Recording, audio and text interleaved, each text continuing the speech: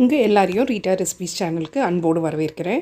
இன்றைக்கி நம்ம வீடியோ என்ன பார்க்க போகிறோன்னு பார்த்தீங்கன்னா, அதுக்கு முன்னாடி ரீட்டா ரெசிபீஸ் சேனலை சப்ஸ்கிரைப் பண்ணிவிட்டு பக்கத்தில் இருக்க பெல் ஐக்கான் அழுத்திட்டு ஆல்ன்ற பட்டனையும் அழுத்துங்க. அப்போ தான் நான் போடுற புது வீடியோஸ் உங்களுக்கு நோட்டிஃபிகேஷனில் வரும். உங்களுக்கு இந்த வீடியோ பிடிச்சிருந்தா கண்டிப்பாக லைக் பண்ணி ஷேர் பண்ணுங்கள். ஸோ தட் எனக்கும் ஒரு மோட்டிவேஷனாக இருக்கும். இன்றைக்கான வீடியோவில் நம்ம என்ன பார்க்க போகிறோம்னு பார்த்தீங்கன்னா, சூப்பரான சைட் டிஷ் தான். சப்பாத்தி, பூரி, ரொட்டி, நான் எல்லாத்துக்குமே அட்டகாசமான ஒரு சைட் டிஷ். என்னதுன்னு கேட்டிங்கன்னா, மஷ்ரூம் ஃப்ரை தாங்க. செம்ம ஈஸியாக செய்யலாம் வாங்க. டேஸ்ட்டு அட்டகாசமாக இருக்கும். கண்டிப்பாக மிஸ் பண்ணாமல் ட்ரை பண்ணி பாருங்கள். ஸோ இன்றைக்கி மஷ்ரூம் பெப்பர் ஃப்ரைக்கு நம்ம எப்படி செய்ய போகிறோம்னு பார்த்தீங்கன்னா, ஒரு பேன் வச்சு அதில் ஒரு 3 டீஸ்பூன் எண்ணெய் ஊற்றிக்கங்க. அது கூட 1 டீஸ்பூன் சோம்பு சேர்த்துட்டு ஒரு கைப்பிடி அளவு கருவேப்பிலை சேர்த்துக்கங்க. ஒரு 2 வெங்காயத்தை நல்லா நீட்டு வாக்கில் கட் பண்ணி வச்சுருக்கேன் மெலிசாக, அதையும் சேர்த்துக்கங்க. சேர்த்துட்டு வெங்காயம் நல்லா கோல்டன் ஃப்ரை வர வரைக்கும் நல்லா வதக்கி எடுத்துக்கலாம். இது வதக்கி வரக்குள்ளே நம்ம இஞ்சி பூண்டு பேஸ்ட்டு ரெடி பண்ணிவிட்டு, இஞ்சி பூண்டு பேஸ்ட் ஒரு டீஸ்பூன்லேருந்து 1.5 டீஸ்பூன் சேர்த்துக்கங்க. இஞ்சி பூண்டு பேஸ்ட்டும் பச்சை வாசனை போகிற வரைக்கும் வெங்காயத்தோடையே நல்லா வதக்கி விட்டுருங்க. இப்போ தக்காளி நான் ஒரு 2 தக்காளி எடுத்திருக்கேன், மீடியம் சைஸ் தக்காளி. அதையும் நீட்டு வாக்கில் கட் பண்ணி வச்சுருக்கேன். இப்போ அதையும் சேர்த்துட்டு நல்லா வதக்கி விட்டுருங்க. இப்போ வெங்காயம், இஞ்சி பூண்டு பேஸ்ட்டு, தக்காளி இது எல்லாமே நல்லா ஸ்மாஷ் ஆகி வர அளவுக்கு நல்லா வதங்கி வரணும். இப்போ காரத்துக்கு நான் ஒரு 2 பச்சை மிளகாய் சேர்த்துக்கிறேன். சேர்த்துட்டு இதையும் நல்லா வதக்கி விட்டுருங்க. இதெல்லாம் வதக்க தாங்க டேஸ்ட்டு அட்டகாசமாக கொடுக்கும். ஸோ இதெல்லாம் வதக்கி வர்றதுக்கு கிட்டத்தட்ட ஒரு 5 to 7 மினிட்ஸ் ஆகும். மீடியம் ஃப்ளேமில் வச்சு வதக்கி விடுங்க. ஸோ இப்போ இதெல்லாம் வதங்கி வந்துட்ட பிறகு இப்போ நம்ம மசாலாஸ் ஆட் பண்ணிக்கலாம்.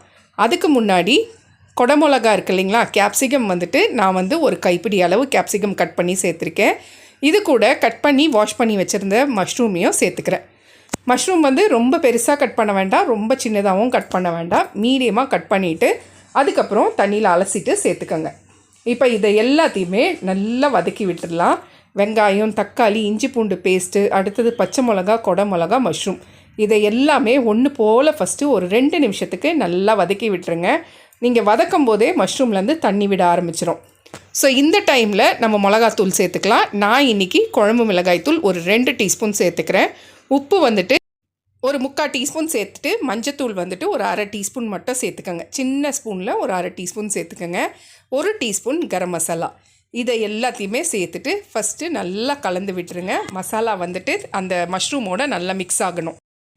மிக்ஸ் ஆகிட்ட பிறகு ஒரு 2 to 3 மினிட்ஸ் நல்லா வதக்கி எடுத்துகிட்ட பிறகு ஒரு 1/2 கப்பு மட்டும் தண்ணி சேர்த்துக்கங்க. ரொம்ப தண்ணி சேர்த்தா சொதன்னு இருக்கும், அதனால் ஒரு 1/2 கப்பு மட்டும் தண்ணி சேர்த்துக்கங்க. ஏற்கனவே மஷ்ரூம்லேருந்து வர தண்ணி விட்டுருக்கோம். ஸோ தண்ணி சேர்த்துட்டு எல்லாத்தையும் கலந்து விட்டுட்டு ஒரு தட்டு போட்டு மூடி ஒரு 5லேருந்து 6 நிமிஷம் மீடியம் ஃப்ளேமில் வச்சு விட்டுருங்க.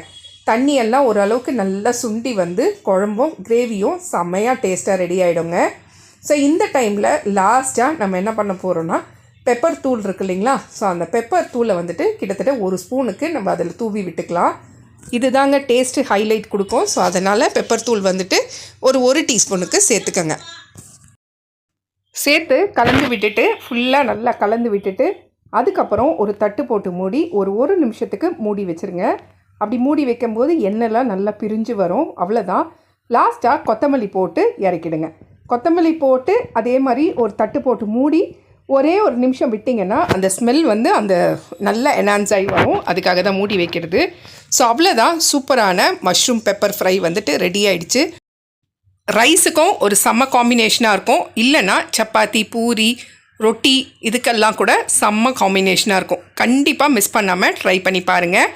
மஷ்ரூம் பெப்பர் ஃப்ரை செஞ்சு பார்த்துட்டு எப்படி இருந்துச்சுன்னு கமெண்ட்டில் சொல்லுங்கள். நான் இன்றைக்கி சப்பாத்தி தான் செஞ்சுருந்தேன். ஸோ சப்பாத்திக்கு மஷ்ரூம் ஃப்ரை வச்சு சாப்பிடும்போது அந்த கொடமிளகா, அந்த மஷ்ரூம் எல்லாம் சேர்த்து சாப்பிடும்போது செம்ம டேஸ்ட்டாக இருந்துச்சுங்க. கண்டிப்பாக நீங்களும் இதே மாதிரி வீட்டில் செஞ்சு பார்த்துட்டு இந்த டிஷ்ஷோட எப்படி இருந்துச்சுன்னு கமெண்ட்டில் சொல்லுங்கள். நம்மளோட குவாலிட்டி ப்ராடக்ட்ஸில் நலங்கு மாவு சேல்ஸ் பண்ணிகிட்ருக்கோன்றது உங்கள் எல்லாருக்கும் தெரியும். நிறைய கஸ்டமர்ஸ் எங்கிட்ட வாங்கி சிஸ்டர் சூப்பராக இருக்குது நலங்கு மாவு அப்படின்னு சொல்லிட்டு ரிப்பீட்டடாக வாங்கினவங்க நிறைய பேர். அதுக்கடுத்ததாக சியக்காய் தூள், செம்பருத்தி தூள், அடுத்தது மருதாணி தூள், ஆம்லா பவுட்ரு எல்லாமே நம்ம ரெடி பண்ணி சேல்ஸ் பண்ணிகிட்ருந்தோம். தலைமுடிக்கும் முகத்துக்கும். இதுவும் நல்ல ஒரு சேல்ஸு, நல்ல ஒரு ரீச் கொடுத்தது கஸ்டமருக்கு. அடுத்ததான் நம்ம செஞ்சது வந்துட்டு சோப்பு ரெடி பண்ணோம். சோப்பில் வந்துட்டு குப்பைமேனி சோப்பு, துளசி சோப்பு, நலங்கு மாவு சோப்பு, மஞ்சள் சோப்புன்ட்டு சோப்புலேயே ஒரு 5-6 வெரைட்டி ரெடி பண்ணி அதையும் சேல்ஸ் போட்டோம். எல்லாமே வந்துட்டு நல்ல ஒரு லாங் லாஸ்டிங்காக இருக்குது, நல்ல ஒரு ஃப்ராக்ரன்ஸ் இருக்குது அப்படின்னு சொல்லி நிறைய கஸ்டமர்ஸ் வாங்க ஆரம்பித்தாங்க.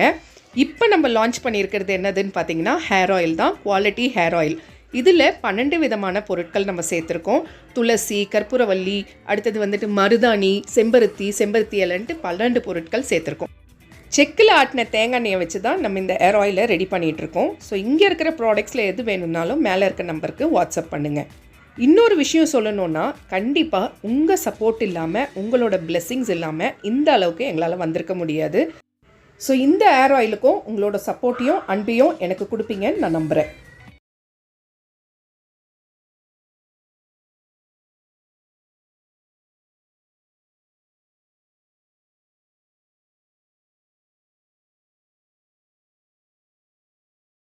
ரீட்டா ரெசிபீஸ் சேனலுக்கு சப்ஸ்கிரைப் பண்ணிவிட்டு பக்கத்தில் இருக்க பெல் ஐக்கான் அழுத்திட்டு ஆல்ன்ற பட்டனையும் அழுத்துங்க. அப்போ தான் நான் போடுற புது வீடியோஸ் உங்களுக்கு நோட்டிஃபிகேஷனில் வரும். இந்த வீடியோ உங்களுக்கு பிடிச்சிருந்தா உங்கள் ஃப்ரெண்ட்ஸ் அண்ட் ஃபேமிலி ரிலேட்டிவ்ஸ்க்கு ஷேர் பண்ணுங்கள். ஸோ தட் அது எனக்கு ஒரு மோட்டிவேஷனாக இருக்கும். வீடியோ பிடிச்சிருந்து நல்லா இருந்துச்சுன்னா ஒரு சின்ன கமெண்ட் கொடுங்க.